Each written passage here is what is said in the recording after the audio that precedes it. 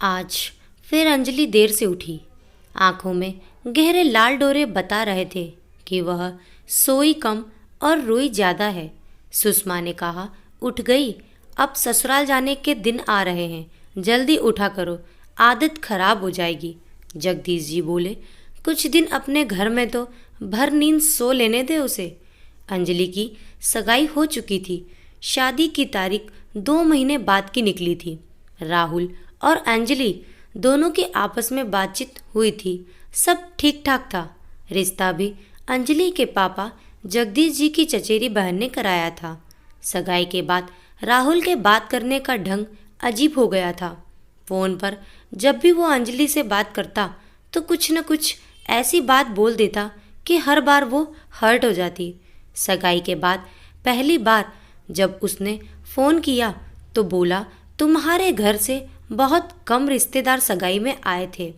तुम लोगों की अपने रिश्तेदारों से ज़्यादा बनती नहीं है क्या? अंजलि ने कहा, नहीं, अभी मम्मी ने बहुत ज़्यादा लोगों को बुलाना उचित नहीं समझा। तो बोला, क्या तुम लोगों को डाउट है कि शादी होगी भी कि नहीं? अंजलि को यह बड़ा अजीब लगा। उसे समझ नहीं आया कि वो इस बात का क्या जवाब दे। उधर से चुप्पी छा गई। तो राहुल फट से बोला, अरे यार, मैं मजाक कर रहा था। फिर अगले दिन सुबह से रात तक उसका कोई फ़ोन नहीं आया और जब फ़ोन आया तो रात के 12 बज रहे थे। अंजलि ने उन्निंदी आवाज़ से कहा, हेलो, हाय, तो बिना हेलो का जवाब दिए बोला, सच में सो गई थी कि बात ही नहीं करना चाहती थी? अंजलि ने कहा, अरे नहीं, मैं तो सोच रही थी आपने आज फ़ोन नहीं किया। उधर से फिर शिकायती लहजे में राहुल बोला, तुम तो मैसेज का भी रिप्लाई जल्दी नहीं देती। अंजलि ने कहा, सॉरी, ऑनलाइन इंटरव्यू था, इसीलिए रिप्लाई थोड़ा लेट किया। अंजलि राहुल के साथ फ़ोन पर बात क्या करती, बस सिर्फ सफाई देती रह जाती। राहुल उससे एक एक बात खोद खोद कर पूछता, क्या तैयारियां चल रही है, कितने लोगों को बता दिया है, क्या खरीदा?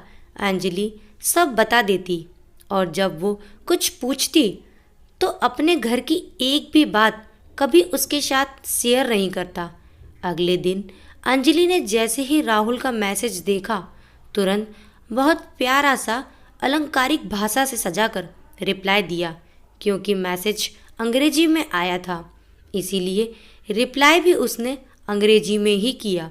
राहुल ने मैसेज पढ़कर कोई भी रिएक्शन नहीं दिया और जब फ़ोन किया तो बोला, इतना लंबा मैसेज करके तुम क्या जताना चाहती हो कि तुम बहुत पढ़ी लिखी हो? मैंने तुम्हें कहा कि तुमने मैसेज का रिप्लाई नहीं किया तो तुमने पूरा निबंध ही लिखकर भेज दिया। अंजलि को यह बात बहुत बुरी लगी। वह उस दिन बहुत रोई। अगले दिन वह केवल हाँ हूँ में बात कर रही थी तो बोला, मेरी बातों से पक गई हो? मेरी बात नहीं सुन सकती तो मुझे झेलोगी कैसे? अंजलि को कुछ समझ नहीं आ रहा था कि वह चाहता क्या है। क्या उसकी सहन शक्ति को परख रहा है या फिर ज़बरदस्ती रिश्ते के लिए हाँ की है और खुद ही चाहता है कि मैं रिश्ता तोड़ दूँ। सगाई हो चुकी थी। सभी रिश्तेदारों को पता लग गया था। कार्ड पसंद किया जा रहा था। अब ऐसे टाइम में वह यह सब मम्मी पापा से कहे भी तो कैसे? उसने अपनी खास सहेली रजनी से सारी बातें बताई तो रजनी बोली, अंजलि, वह तेरे साथ माइंड गेम खेल रहा है। लोग शादी से पहले आने वाले कल के बारे में प्यारी प्यारी बातें करते हैं, प्लानिंग करते हैं और वो तो तुम्हें टॉर्चर कर रहा है। अभी से यह हाल है तो शादी के बाद क्या होगा? मुझे तो साइको लगता है। तू आंटी को सारी बात बता दे। अंजलि ने इस बात पर गौर किया तो उसे लगा कि रजनी सही कह रही है।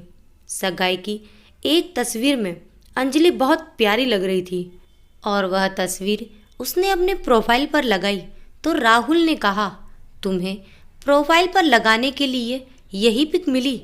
उसमें तुम्हारा चेहरा तो किसी छोटी बच्ची जैसा लग रहा है। अगर मैंने सगाई से पहले वह फ़ोटो देखी होती तो मैं हाँ ना करता। अंजलि का मनोबल वो अपनी बातों से तोड़ रहा था। जब अंजलि सीरियस हो जाती तो वह बात बदलकर सामान्य बातों पर उतर आता, और जैसे ही अंजलि उससे फिर से खुलकर बात करती तो वो फिर से उसे किसी न किसी बात पर बुरी तरह हर्ट कर देता। हमेशा खिली खिली रहने वाली, खूब बोलने वाली अंजलि का कुछ ही दिन में यह हाल हो गया था कि वो एक एक बात को कई कई बार सोचकर बोलती। उसे लगने लगा था शायद सचमुच ही उसमें इतनी कमियां हैं, लेकिन रजनी से बात करने के बाद उसमें थोड़ी हिम्मत जागी। उसने जगदीश जी से कहा, मुझे आपसे बात करनी है पापा, मैं बहुत कंफ्यूज हूँ। अंजलि पापा को एक एक बात बताती जा रही थी। उसके आंसू नहीं रुक रहे थे। तभी माँ, जो सुन रही थी, बोली, तुम आज तक बोली क्यों नहीं?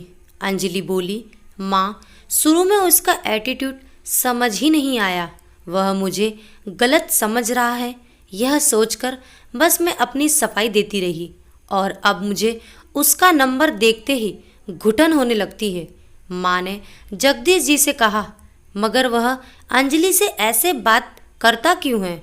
बात कीजिए न लड़के वालों से, हो सकता है कोई गलत फहमी हो। पापा ने कहा, बिल्कुल नहीं, बात करने से कुछ नहीं होगा। तुम्हें समझ में नहीं आ रहा है, इतने दिन से बात ही तो कर रहा है वह। माँ ने कहा, तेज में ना आए, ऐसे ही बिना बात किए, बिना बात जाने पूरा रिश्ता तोड़ दोगे क्या? सगाई हो चुकी है। जगदीश जी ने कहा, शुक्र मनाओ शादी नहीं हुई। माँ ने फिर कहा, सुनीता दीदी ने रिश्ता करवाया है, लड़के वाले उनके खास हैं, पहले उनसे बात तो कर लीजिए।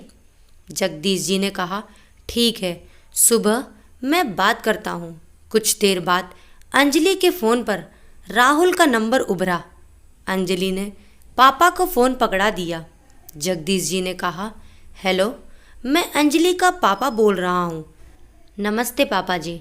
अंजलि कहाँ है? उसकी तबीयत ठीक नहीं है, वह सो रही है, सुबह बात कर लेगी। जगदीश जी ने अपने आप को बहुत संयत करके बात की, पर फिर भी उनकी आवाज़ में राहुल के प्रति रूखापन झलक रहा था। 2 मिनट बाद ही राहुल का मैसेज आ गया, हेलो जी, कुछ देर पहले तो आप ऑनलाइन थी, अब आपकी तबीयत ऑफ हो गई और सुबह तक ठीक भी हो जाएगी। कोई सीरियस बीमारी तो नहीं है ना? कहीं हमें धोखे में तो नहीं रखा जा रहा? अंजलि ने मैसेज माँ और पिताजी को पढ़ाया। माँ ने कहा, ईश्वर की कृपा से हम लोग बाल बाल बच गए। फिर अंजलि को डांटते हुए बोली, तूने पहले क्यों नहीं बताया? छुप छुप कर रोती रही, घुटती रही, इतना टाइम निकाल दिया। अच्छा हुआ जो सगाई और शादी के बीच में इतना फासला था, नहीं तो न जाने क्या होता। जगदीश जी ने सुनीता जी को फ़ोन लगाया। नमस्ते दीदी, आपसे ज़रूरी बात करनी है। हम यहाँ पर लड़की की शादी नहीं कर पाएंगे। हमने सोचा लड़के वालों से बात करने के पहले आपको बता दें। सुनीता जी, क्या कर रहे हैं भैया? लड़की की सगाई तोड़ेंगे, वह भी अब जब सबको पता चल गया है। ऐसा क्या हो गया, यह तो बताओ। मेरा अच्छी तरह जाना हुआ परिवार है, शरीफ लड़का है, और भैया यह भी तो सोचो, बेटी की सगाई टूट गई तो बड़ी बदनामी हो जाएगी। आगे उसकी शादी में कितनी दिक्कत आएगी। आगे पीछे सोचकर ही कोई कदम उठाना, कह देते हैं।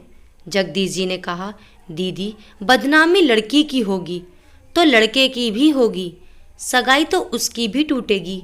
गलती हो गई हमसे, आगे पीछे पहले सोचना चाहिए था, मगर अब जो गलती हो गई उसको सुधार रहा हूँ। सुनीता जी ने पूछा, पर भैया शादी को 1.5 महीना भी नहीं बचा, आखिर हुआ क्या है?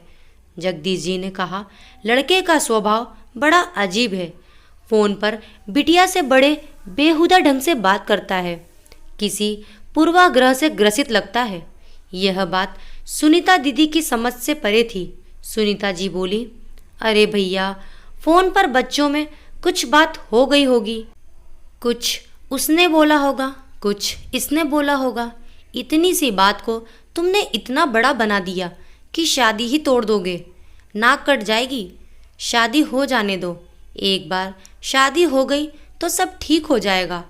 हमारी मानो तिल का ताड़ मत बनाओ भैया, जगदीश जी ने दो टूक कहा। सुनीता दीदी, समझ तो आप नहीं रही हैं।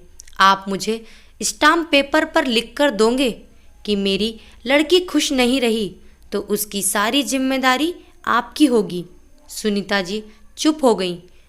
इसका उनके पास कोई जवाब नहीं था। सुनीता जी ने कहा, जैसी तुम्हारी मर्जी, हम तो फंस गए रिश्ता करवा के। दोनों तरफ से ही बुरे बने। अंजलि को माँ ने अपने कलेजे से चिपका लिया। वो ईश्वर का बार बार धन्यवाद कर रही थी कि समय रहते उनकी बेटी की जिंदगी बच गई। अंजलि को बहुत दिनों के बाद अच्छा लग रहा था, जैसे ताजी हवा में उसे खुलकर सांस आई हो। उसने सबसे पहले राहुल के नंबर को ब्लॉक कर दिया और घुटन से मुक्त हो गई। दोस्तों, अगर बच्चे कुछ कह रहे हैं तो उनकी बात को छोटी समझकर हवा में उड़ा देना और सोचना कि अरे शादी के बाद तो सब कुछ ठीक हो जाएगा, कई बार बहुत भारी पड़ सकता है। अंजलि जैसी कई बेटियां हैं जिनके माता पिता इस बात को नहीं समझते। ऐसी भी कई बेटियां हैं जो खुद ही घुटती रहती है और माता पिता को बताती ही नहीं, यह सोचकर कि रिश्ता टूट जाएगा तो बदनामी होगी। मगर जिंदगी बर्बाद होने से तो कई अच्छा है कि सगाई टूट जाए। आशा करती हूँ दोस्तों कि आपको ये कहानी ज़रूर पसंद आई होगी। अपने विचार हमें कमेंट बॉक्स में लिखकर ज़रूर भेजें और हमारी कहानी को लाइक करें और ज़्यादा से ज़्यादा शेयर करें। यदि आप हमारे चैनल पर नए हैं तो हमारे चैनल को सब्सक्राइब करना ना भूलें। Thank you.